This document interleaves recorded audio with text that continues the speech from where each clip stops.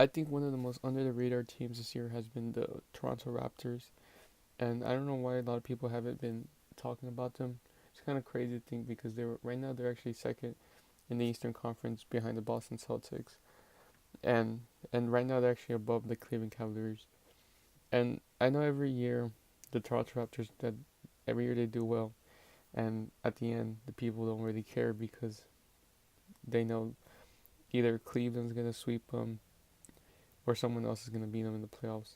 I don't know who they lost to last year, but I remember that last year they had a pretty disappointing year in the playoffs.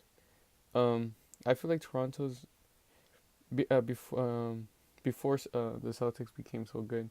I felt like Toronto was the second best team always in the conference.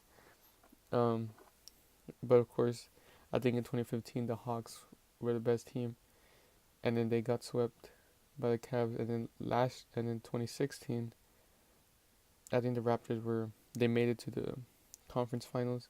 I don't know when, but they made it to the conference finals one year, and then they got swept by the Cavs, which is really bad for them because I think they're good enough to win at least one game or two games against the Cavs if they play well.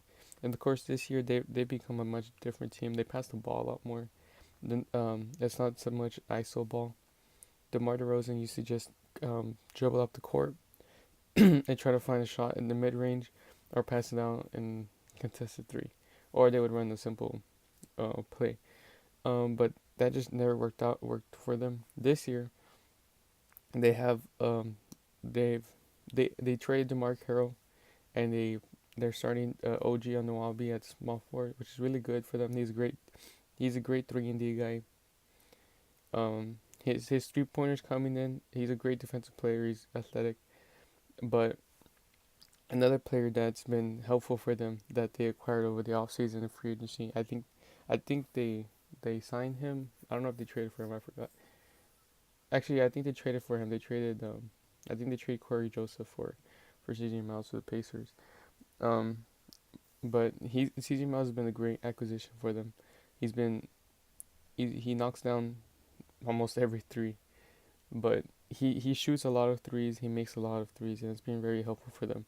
Because the Raptors never really have a knockdown 3-point shooter. They've always struggled um, at that part of the game. They've always been a mid range or drive or on the free throw line.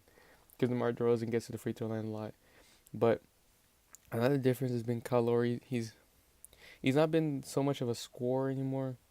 I know like the past couple of seasons they rely on him to score the ball a lot, and this year he hasn't been um uh he hasn't been relied to score anymore. He's more of a passer. He's more of a point guard now. And I know that point guards can score a lot too, but it seems like Kyle Lowry is more comfortable as a passer, and having DeMar DeRozan carry the load as a playmaker, because it feels like DeMar DeRozan has become a better playmaker this year. I think he averages more assists this year too.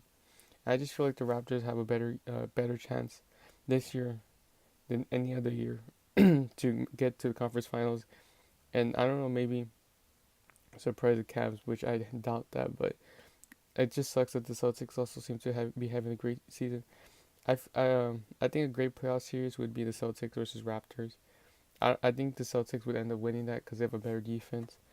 But hopefully the Raptors can show that they can be a great team in the playoffs too. Because it seems like they always fall off in the playoffs, which is bad.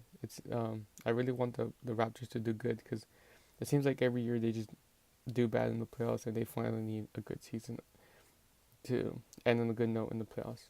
I hope you guys enjoyed this video. If you did, leave a like, and I'll see you guys next time. Peace.